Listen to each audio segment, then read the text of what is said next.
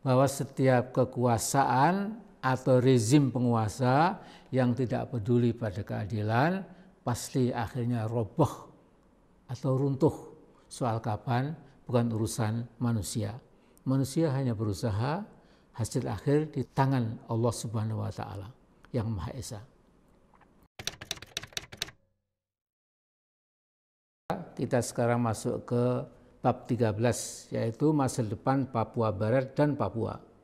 Republik Indonesia resmi memperoleh West Guinea atau sekarang Provinsi Papua Barat dan Provinsi Papua setelah dilakukan PEPRA, yaitu penentuan pendapat rakyat atau Act of Free Choice bagi rakyat di kedua provinsi tersebut, yakni pada 2 Agustus tahun 1969 berdasarkan New York Agreement antara Indonesia dan Belanda di New York sesuai salah satu resolusi Sidang Umum PBB 1962. Resolusi itu berisi ketentuan bahwa otoritas PBB sementara mengambil alih urusan West New Guinea dari kekuasaan Belanda. Ditentukan bahwa pemerintah Indonesia akan menyelenggarakan PEPRA atau Act of Free Choice untuk mengetahui apakah rakyat West New Guinea ikut Indonesia atau ikut Belanda. Nah, hasil Act of Free Choice itu adalah 1025 orang Papua di West Guinea yang ditetapkan oleh pemerintah Indonesia secara aklamasi 100% memilih ikut Indonesia. Atas anjuran pejuang Papua Frans Kasyebo, wilayah Papua Indonesia itu setelah Papua dinamakan Irian, ikut Republik Indonesia Anti-Nederland. Kemudian Pak Harto menyetujui nama Irian Barat menjadi Irian Jaya. Saudaraku, belakangan para tokoh Papua dari berbagai kalangan menyebut Act of Free Choice itu sebagai Act of Mockery atau Act of No Choice, tidak ada pilihan. Alasannya PEPRA itu dilakukan secara sepihak dan 1025 orang itu tidak berhak mewakili jumlah penduduk etnik Melanesia di Papua itu yang menghuni wilayah West Guinea yang berjumlah 800.000 orang. Namun Indonesia bersikukuh bahwa West Guinea yang dijajah oleh Hindia Belanda merupakan bagian yang tidak terpisahkan dari wilayah Hindia Belanda, sehingga protes semacam itu tidak usah diperhatikan. Apalagi Sidang Umum PBB telah mensahkannya lewat resolusi PBB 2504. Pada 2004, pemerintah Indonesia kemudian memecah Provinsi Papua menjadi Papua Barat dan Papua sampai sekarang ini. Ada baiknya kita mencoba memahami sungguh-sungguh dan memperhatikan mengapa rakyat kita di dua provinsi itu terus saja bergejolak. Dari waktu ke waktu bukan makin reda, tapi justru kian bergolak. Kata orang, pemimpin yang bijak dan arif harus pandai mendengar, bukan hanya pandai bicara. Juga tentu bersedia melakukan perbaikan bila diyakini memang ada kelemahan atau kesalahan dari kebijakan atau politik yang selama ini telah ditempuh.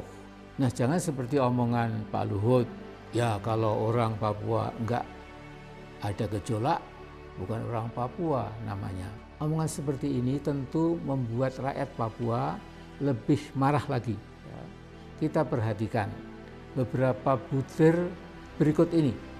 Pertama, semakin luas opini di kalangan masyarakat Papua bahwa transfer kekuasaan dari Belanda ke Indonesia lewat Act of Free Choice harus dibatalkan. Keputusan PBB 51 tahun yang lalu itu telah mensahkan hasil PEPRA.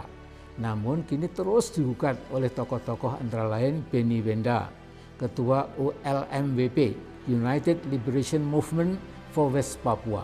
Dia sampai batas tertentu ternyata mendapat dukungan lumayan luas, dukungan internasional agar PBB meninjau ulang hasil PEPRA tahun 1969. Misalnya Presiden Senegal Abdoulaye Wade menyatakan dalam sebuah konferensi di Dakar, ibu kota Senegal, bahwa West Papua is now an issue for all Black Africans pada 23 Agustus 2019.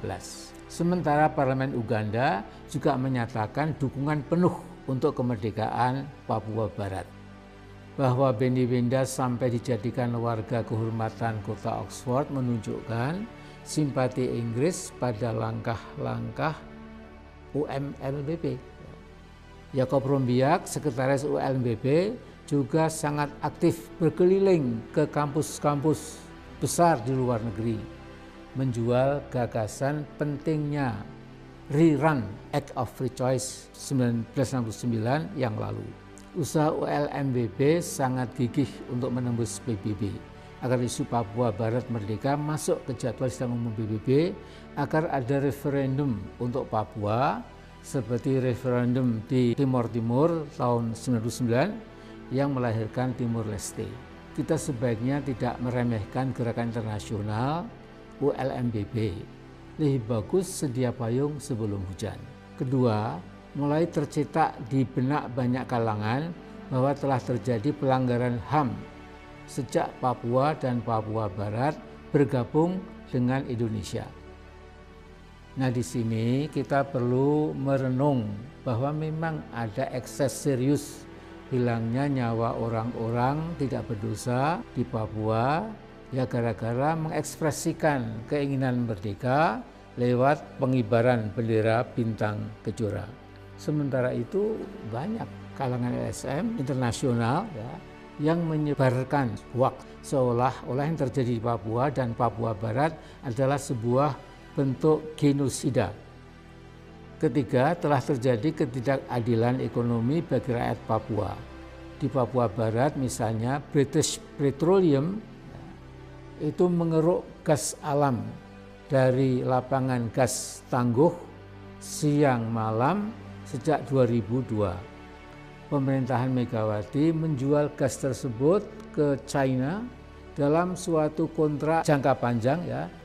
Hal yang merugikan adalah bahwa harga jual gas hanya berkisar 2,4 US dollar sampai 3,35 US dollar per MMBTU yang berlaku untuk 20 tahun. Tidak peduli jika terjadi kenaikan harga gas internasional.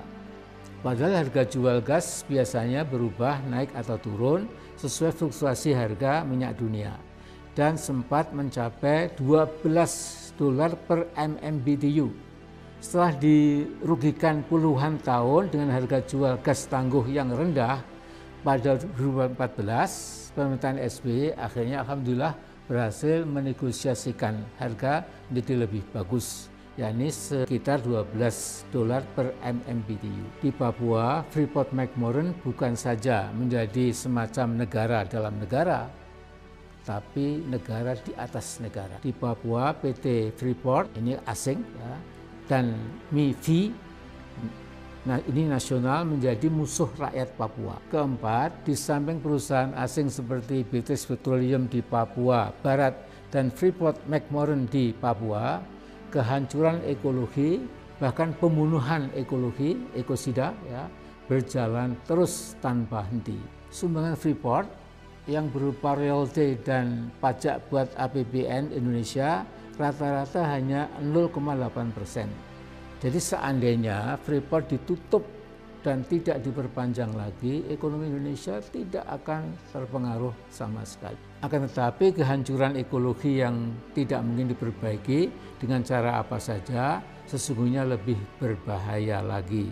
Menirukan pendapat Profesor Agus Sumule dari Universitas Papua, keputusan seluruh perusahaan ekstraktif seperti BP dan Freeport ditentukan 100% oleh Jakarta. Setelah 30 tahunan semua akan musnah, tidak ada lagi yang tersisa kecuali limbah toksit untuk rakyat Papua. Kelima, sangat lucu kalau ada tuduhan telah terjadi rasialisme terhadap rakyat Papua. Tetapi itu menurut kita. Namun banyak tokoh Papua pro kemerdekaan yang menuduh ada rasisme institusional yang dilakukan Indonesia sejak 1969. musibah yang terjadi pada Juli Agustus 2019 kemarin ya, karena ucapan tidak senonoh dari sejumlah orang terhadap mahasiswa Papua di asrama mereka di Surabaya ternyata memicu huru-hara di banyak kota besar di Indonesia. Di antara kita banyak yang kaget melihat demikian luasnya warga Papua bergerak serentak menuntut kemerdekaan Papua. Di antara intelektual Papua ada yang berkomentar, dulu Papua dijajah oleh white colonialism, ya, sekarang oleh brown colonialism. Pemerintahan Jokowi rada panik pada Agustus 2019 menghadapi unjuk rasa yang sampai merambat ke ibu kota di depan istana. Akhirnya pemerintah pusat memblokir akses internet di Papua, 19 kota kabupaten dan Papua Barat 13 kota kabupaten. Dilaporkan oleh 5 LSM terkemuka di PT UN, Jokowi dan Menkominfo divonis melanggar hukum. Tentu dua tokoh kita ini tersenyum kecil karena harus membayar biaya perkara sebesar 475.000. Tetapi yang lebih parah adalah pelarangan wartawan asing dan ini perwakilan PBB yang tidak pernah diberi izin masuk ke Papua dan Papua Barat. Pelarangan itu tetap berlaku sampai sekarang. Sehingga mereka menyimpulkan memang ada yang ditutupi oleh pemerintah Jakarta. Otomatis hal ini membuat citra Indonesia menjadi katakanlah negatif di mata publik internasional. Dan keenam, kesadaran rakyat Papua makin dalam bahwa bukan saja korporasi ekstraktif asing semisal British Petroleum atau Freeport dan korporasi yang lebih kecil dari Perancis, Spanyol, Norwegia, dan lain-lain telah menyedot kekayaan alam Papua dan dibawa ke luar negeri, namun juga perusahaan-perusahaan dalam negeri. Sebagai misal, MIFI, Merauke Integrated Food and Energy Estate. MIFI ini membagi tanah Merauke seperti membagi tanah kakeknya sendiri. Dan jangan lupa, semuanya seizin pemerintah pusat. MIFI bergerak sejak 2008 yang sebelumnya kalau tidak salah bernama MIRI, Merauke Integrated Rice Estate tahun 2006. Lihatlah tanah di Merauke dibagi oleh 33 perusahaan dalam negeri yang bergerak di perkebunan kayu, sawit, tebu, jagung, padi, dan pengelolaan kayu. Misalnya PT Kerta Kencana memperoleh 160.000 hektar, PT Balikpapan Forest Indo 45.000 hektar. Di bidang sawit, PT Energi Hijau Kencana 90.000 hektar. Di bidang perkebunan, PT Hardaya Sugar Papua 45.000 hektar. PT Agri Surya Agung 40.000 hektar. Nah, kemudian di bidang perjagungan, PT Medco Papua Alam 74.000 hektar dan banyak PT lainnya yang bila dijumlahkan telah membagi-bagi sekitar 2 juta hektar tanah milik rakyat Papua di Merauke. Perampasan lahan ini punya tujuan tunggal, memenuhi semata-mata kebutuhan PT-PT ekstraktif itu. Sama sekali bukan untuk memenuhi kebutuhan pangan nasional ya seperti jargon yang dijual selama ini. Sayang sekali pemerintahan Jokowi bukannya menghentikan perampokan sebagian tanah Merauke tetapi melanjutkan secara konsisten. Akhirnya perlu kita catat perkembangan mutakhir Papua dan Papua Barat. Setelah kejadian George Floyd yang diinjak lehernya oleh polisi sampai mati di Minneapolis pada 25 Mei tahun ini, demo bermunculan di semua kota besar Amerika membawa tagar Black Lives Matter. Nah, yang sangat spektakuler adalah setelah itu segera semua kota besar di Papua Barat dan Papua juga menyaksikan merebaknya tagar Papuan Lives Matter. Jadi saya usul sebelum semuanya terlambat, secepatnya pendekatan yang selama ini dilakukan Jakarta di Papua yang lebih banyak berintikan security and military approach dalam mengatasi gejolak sosial, politik, dan ekonomi Papua dan juga Papua Barat sebaiknya segera dihentikan. Pendekatan keamanan dan militer itu dipadukan dengan undang-undang otonomi khusus bagi Provinsi Papua dan Papua Barat, ternyata belum dapat mengatasi gejolak keinginan merdeka dari rakyat Papua. Paling tidak propaganda yang dilancarkan oleh Benny Wenda lewat ULMWB dan diperkuat oleh aksi-aksi damai pimpinan Philip Karma yang menulis buku berjudul As If We Are Half Animals terus saja dan nampak semakin besar pengikutnya. Justice approach dalam arti luas barangkali dapat segera diterapkan. Semua korporasi asing yang sudah melakukan ekosida, penghancuran lingkungan, itu memang harus dipaksa berhenti dan diterminasi. Pemerintah selalu berkilah bahwa ada prinsip hukum internasional yang berbunyi Pacta sunt servanda. Perjanjian harus ditunaikan. Padahal ada prinsip yang sederajat berbunyi rebus sextantibus, things thus standing, yang bermakna bila dalam perjalanan pelaksanaan perjanjian terjadi perubahan situasi yang meruntuhkan maksud pokok perjanjian itu, maka pihak yang dirugikan langsung dapat meminta renegosiasi, bahkan meminta terminasi alias pengakhiran perjanjian. Lihatlah musnahnya ratusan kilometer persegi pegunungan Jayawijaya yang berubah menjadi legokan atau lubang raksasa gara-gara tambang Freeport yang ugal-ugalan. Freeport mengeksploitasi dan mengekstrasi tambang emas di sana sambil menghancurkan lingkungan secara total. Seharusnya Freeport bisa ditutup pada pertengahan 1990, tetapi kita tidak berani. Alasannya, bila Freeport marah, kasus itu akan dibawa ke arbitrase internasional dan kita pasti kalah. Nah, sebagai negara terbesar keempat di muka bumi, seharusnya Indonesia tegas bahwa sumber daya alam Indonesia adalah untuk bangsa Indonesia sendiri. Korporasi asing silahkan melakukan investasi di bidang pertambangan atau pertanian atau perkebunan dan sebagainya.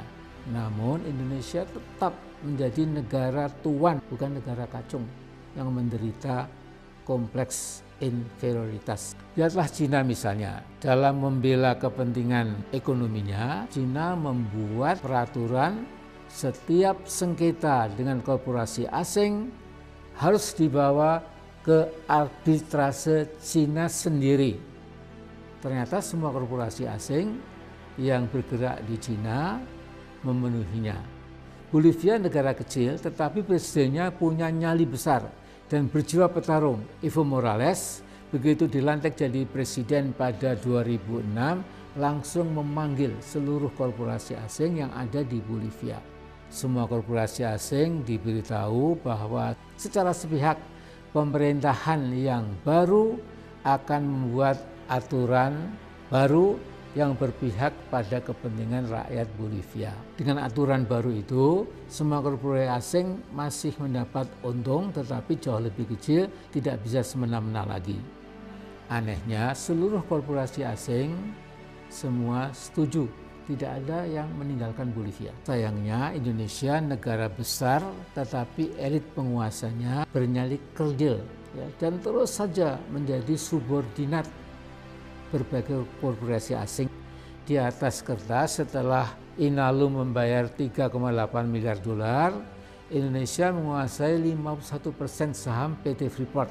Ternyata Freeport masih 100% menjadi operatornya, sehingga ada kecurigaan siapa tahu saham 51% milik Indonesia tidak banyak merubah keadaan, kecuali jutaan limbah tailing yang menutupi ratusan kilometer persegi di sekitar pertambangan Freeport akan semakin membawa kesengsaraan puluhan ribu rakyat Papua. Saya yakin sudah sangat mendesak bagi kita untuk menatap, merenung, dan berpikir realistis dalam menghadapi perkembangan mutakhir di Provinsi Papua dan Papua Barat.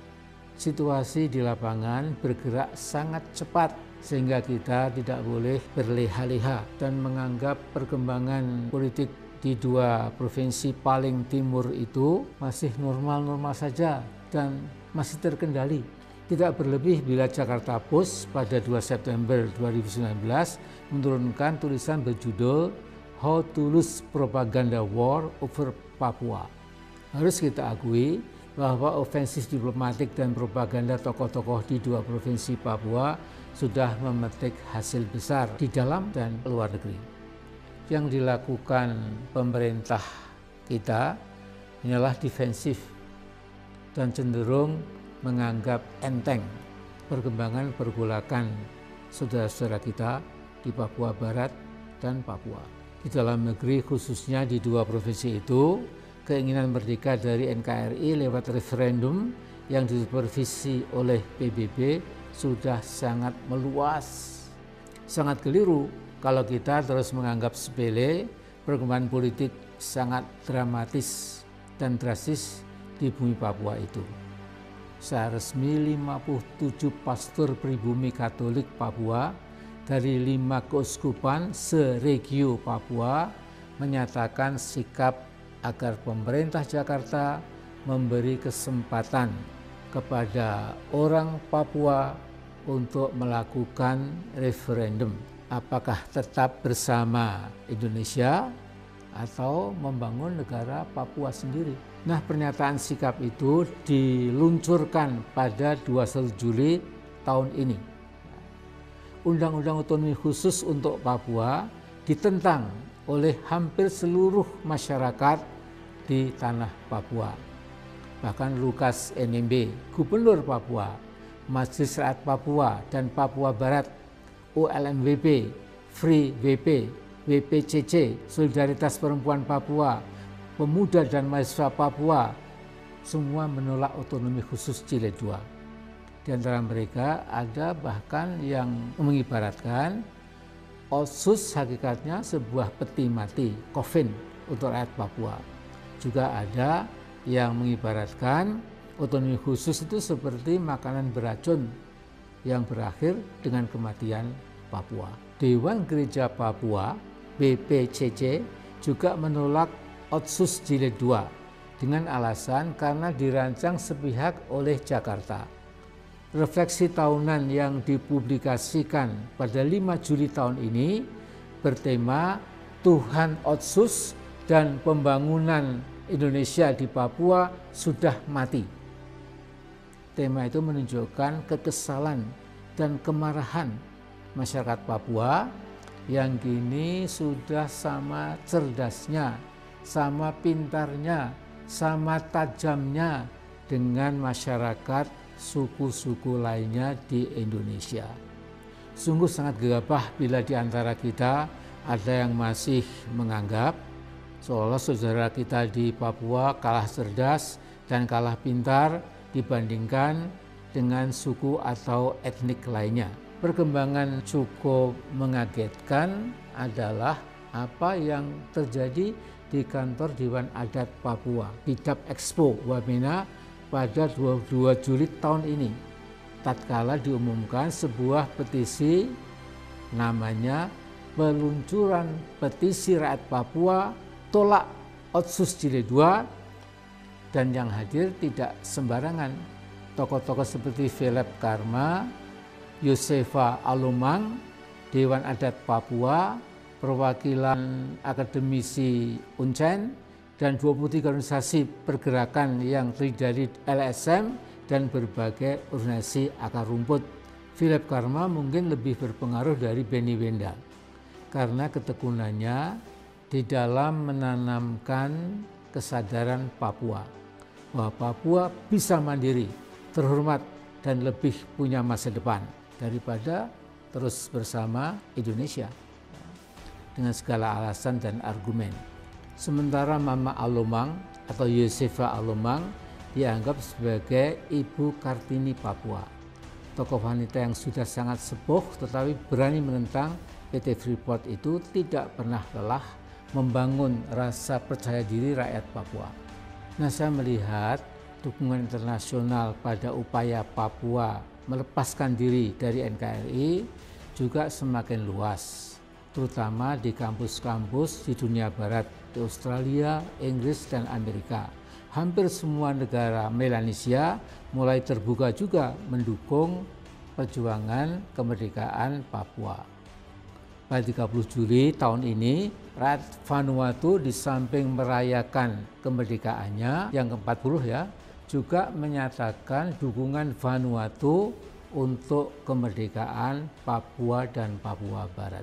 Pada 23 Juli tahun ini ada pawai ribuan orang di kota Port Vila yang membawa dua bendera, bendera Vanuatu dan bendera bintang kejora Papua. Dalam setiap forum internasional, Vanuatu secara konsisten menyatakan dukungannya pada kemerdekaan Papua dan Papua Barat. Memang bagaimana masa depan Papua Barat dan Papua tidak ada yang sanggup meramalkan. Hanya saja dalam sejarah bangsa-bangsa sejak dulu sampai sekarang ada sebuah keajekan atau katakanlah lebih tegas lagi sunatullah, bahwa setiap kekuasaan atau rezim penguasa yang tidak peduli pada keadilan pasti akhirnya roboh atau runtuh. Soal kapan bukan urusan manusia. Manusia hanya berusaha, hasil akhir di tangan Allah Subhanahu wa Ta'ala yang Maha Esa.